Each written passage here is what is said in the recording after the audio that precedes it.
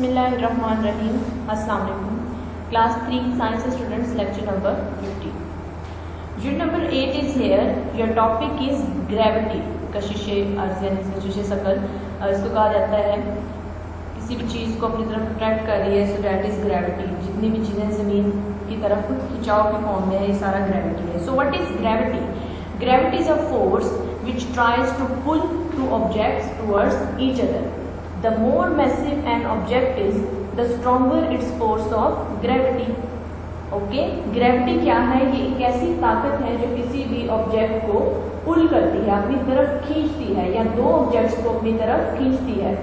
कोई भी चीज़ है, अगर आप देखें तो अगर आप फेंकेंगे तो ज़मीन की तरफ ही जाएगी, ऊपर आसमान की तरफ तो जाने से रही। तो ये इस तरह का प्रोसेस है, ये ग्रेविटी की वजह से है, यानी कि जो ज़मीन को अपनी तरफ खींचने की पावर है ज़मीन के अंदर, ये that is gravity. And the more massive an object is the stronger is the force of gravity. जितना भारी कोई भी ऑब्जेक्ट है, जितना ज़्यादा उसका वेट है, उतनी ज़्यादा जो है उसकी ग्रेविटी की फोर्स है, उतना ज़्यादा वो उसको स्पीडली अपनी तरफ अट्रैक्ट करेगा और से अपनी तरफ पुल करेगा। Earth's gravity pulls everything on or above the surface of the earth towards the ground. जो ज़मीन की ग्रेविटी है वो क्या करती है, हर चीज़ को अपनी तरफ खींचती है, ऑन और अबव द सरफेस, यानी कि ज़मीन की सतह के ऊपर, या फिर हम कह सकते हैं ज़मीन की तरफ, या ग्राउंड ज़मीन के ऊपर हर चीज़ को अपनी तरफ क्या करेगी, ग्रेविटी उसको पुल करेगी। So means to say gravity is a force that tries to pull any object towards itself, अपनी तरफ जो खींचेगी, जो ज़मीन के अंदर पावर है, that is gravity. Next thing, heat energy. We discuss about heat energy. We have discussed different types of energies in this chapter. So here is the heat energy. Heat energy is also known as thermal energy. जहाँ पर heat का word आ रहा है, that means to say वहाँ पर thermal और heat जो है आपस में interconnect है।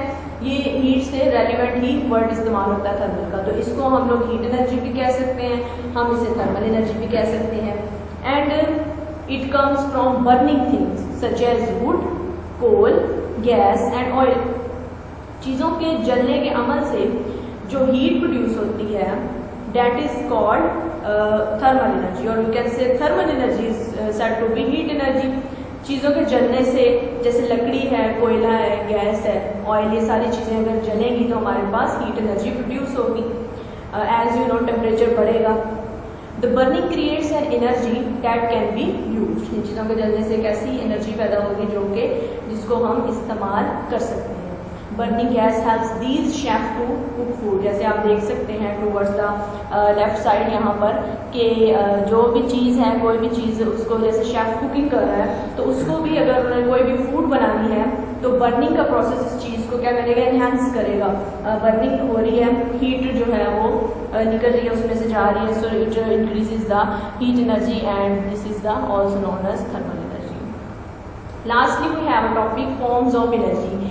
कितनी इकसाम की एनर्जी है यहाँ पर? So energy comes in the two forms. First is the potential energy and second is kinetic energy. दो तरह की एनर्जी जिसको हम यहाँ पर डिस्कस करने वाले हैं। First is potential and second is kinetic energy. Potential energy is energy that is stored and not being used. ऐसी एनर्जी जो कि स्टोर तो हो लेकिन उसका इस्तेमाल ना किया जा सके। For example, petrol in a car has potential energy when the car is turned of. जितनी देर पेट्रोल एक गाड़ी के अंदर है, उसका मतलब क्या है कि वो यूज नहीं हो रहा, तो वो पोटेंशियल एनर्जी है। जब वो इस्तेमाल होना शुरू हो जाएगा, then it would be change into kinetic energy. So let's see what the kinetic energy is. Kinetic energy is energy that has been released.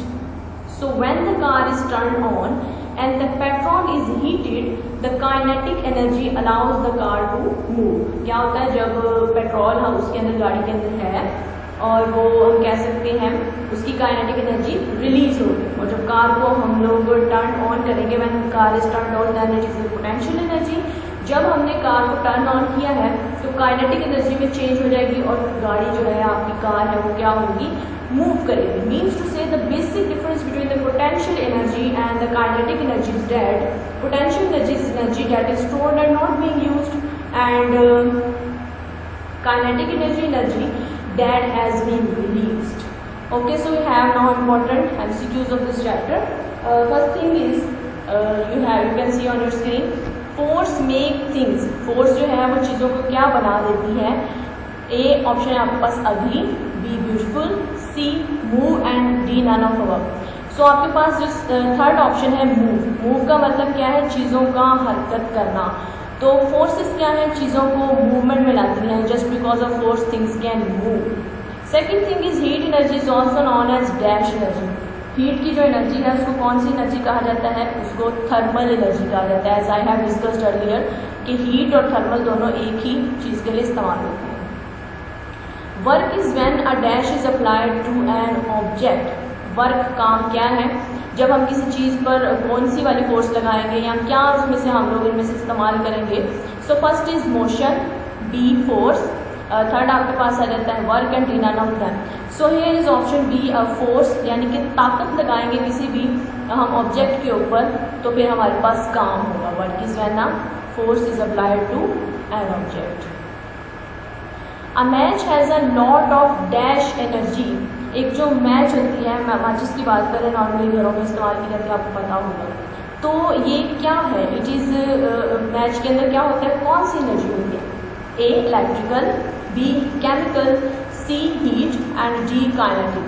So here is option B, match has a lot of chemical energy. इसके अंदर ज़्यादा जो है chemical energy store हो जाती है, जिसको आगे हीट करेंगे तो वो आगे जो है एक और एनर्जी में चेंज हो जाएगी. Dash energy is an energy that is stored and being used. Okay, इनमें से ऐसी कौन सी एनर्जी है जो कि स्टोर हुई होती है लेकिन इस्तेमाल नहीं होती. यहाँ पर आएगा stored and being not used.